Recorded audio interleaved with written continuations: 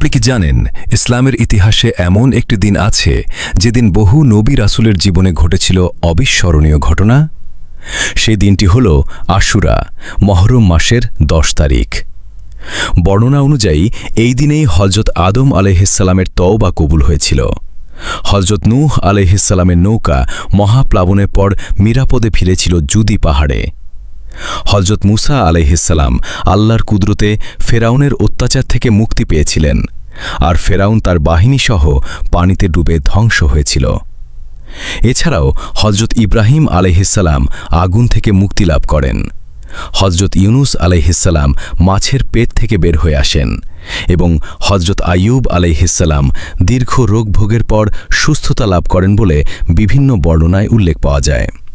তবে এসব ঘটনার কিছু বর্ণনার প্রামাণ্যতা নিয়ে আলেমদের মধ্যে মতভেদ রয়েছে।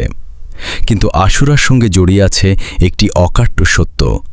কারবালার প্রান্তরে হযরত ইমাম হুসেইন রাদিয়াল্লাহু আনহুয়ের মহান আত্মত্যাগ, যা আজও সত্য ও ন্যায়ের পথে অবিচল থাকার অনুপ্রেরণা দেয়। তাই আশুরা শুধু ইতিহাস নয়, এটি ঈমান, ত্যাগ, ধৈর্য এবং আল্লাহর প্রতি পূর্ণ ভরসার এক অনন্য শিক্ষা।